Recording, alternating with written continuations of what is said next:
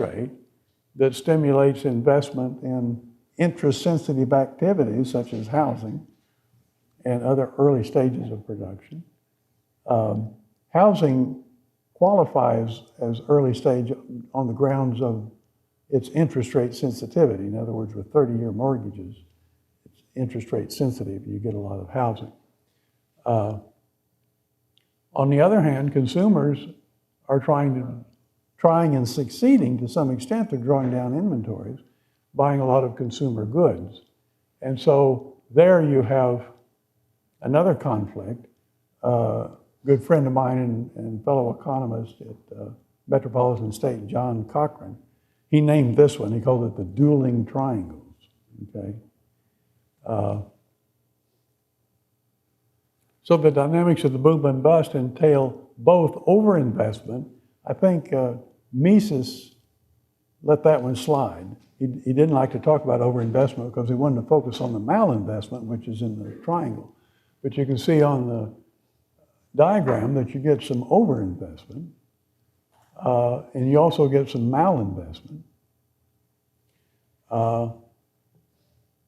These distortions are compounded by overconsumption, as shown in both the PPF and the Hayekian triangle, and you can see that here and over there. And Mises did use the term repeatedly that the boom is characterized by malinvestment and overconsumption, all right? You see that frequently. And that has been recognized fairly recently. People have gone back. People first disputed that Mises allowed for any overconsumption. But when they went back to human action, they could find it in a lot of different places, as I had found it in a lot of places. So now it's become sort of standard. Oh yes, the Austrian view is malinvestment and overconsumption. So look at what's going on. Look at all the language of disequilibrium. You got the tug of war that pits consumers against investors, pushes the economy beyond the PPF. The low rate favors investment, and the increasing binding resource constraints keeps the economy from reaching the PPF point. Temporary conflicted structure of production, that's the dueling triangles, eventually turns boom into bust, and the economy goes into recession and possibly into deep depression. So you could see, let me go back, you can see the economy moving towards the virtual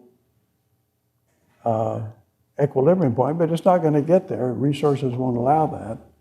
And scarcities developing within the structure eventually turn a lot of firms sour, and you end up with the curve turning back towards the PPF. And guess what? There's no market mechanism that would cause the economy to make a sharp right turn when it gets to the PPF and go back to where it started.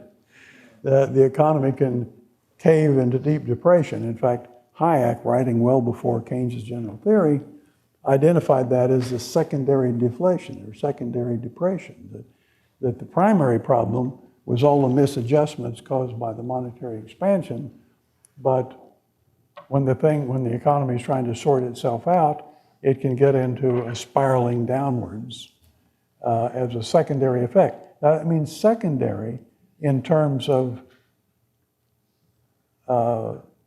not being logically prior to the initial cause. It was subsidiary in the cause. It may well be that the damage done to the economy by the secondary depression outweighed in magnitude the initial damage done by the misallocation. That doesn't change the nature of the Austrian theory at all.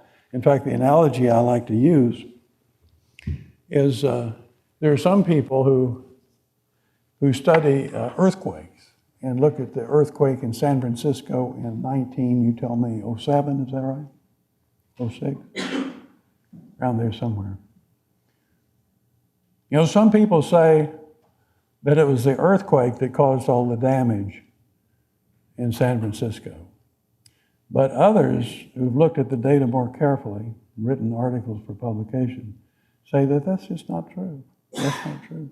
It was the fires that broke out after the earthquake broke gas lines. That's what caused the damage in San Francisco. You buy that? You buy that? It wasn't an earthquake. It was the fires. Give me a break. It was the earthquake compounded by the fires, we're sorry. And here, it's the misallocation of resources compounded by the spiraling downwards. Now, one more point here that'll come into play in our next lecture is just sort of squint your eyes. I mean, it's hard to see this screen anyhow because of the light, but squint your eyes and look at the screen, and the thing that stands out for you is that big orange arrow pointing downward. By the way, if you haven't guessed it, orange and blue are used in these diagrams because it's Auburn colors. I mean, that's orange and blue, okay? So when Keynes looked at that orange diagram, or the orange arrow, that's all he saw. That's all he saw. And that was his basis for saying that the interest rate was the well-duh effect and not any other effect, because things were going downward. So all the Keynesian stuff that you had to learn in school were just in terms of how long that arrow is and how fast things fell given changes in this and that and whatever. In fact, in Keynesian theory, the sort of the summary principle, you can use this on an exam if you're taking it, use this to help get your answers correct. If anything happens in the economy, if anything happens, the economy crashes because prices, wages, and interest rate, they're all sticky downwards, and the economy might be at full employment only by accident. But if anything changes, if any market condition changes, then that'll be at odds with what the economy is trying to do, and it'll cause it to crash, and as represented by that arrow. Okay. Now, there's the language of disequilibrium, and we put it all together.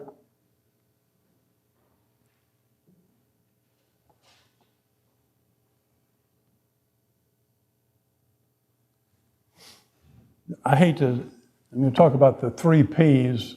It makes it sound like a management course or something, you know, where you have to learn the 3 Ps or whatever. Padding the supply of loanable funds with new money drives a wedge between saving and investment. Papering over the difference between saving and investment gives play to the tug of war between consumers and investors.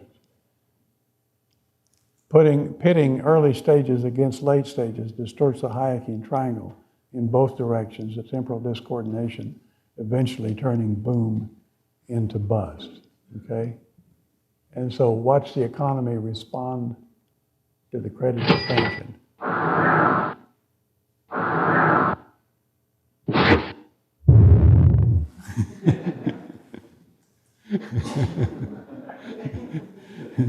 He's the one that called mea culpa, you know.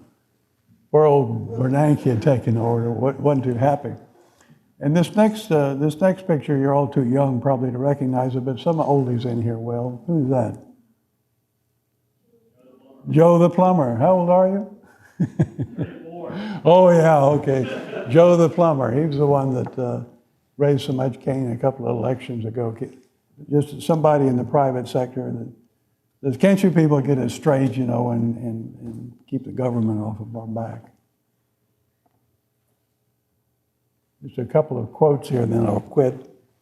Voices in the wilderness. There was recognition of the Austrian business cycle theory as it applied to dot-com boom and bust. It comes in 2002, and this is an unsigned editorial in The Economist, a lot of them are.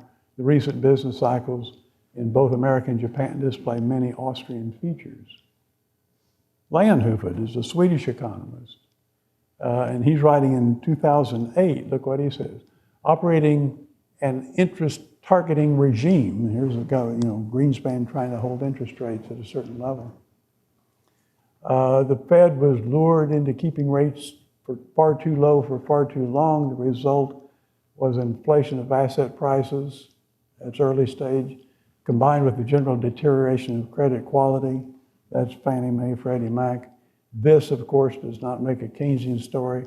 It's rather a variation, that's Freddie Mae, and Fannie Mac, on the Austrian overinvestment theme, okay?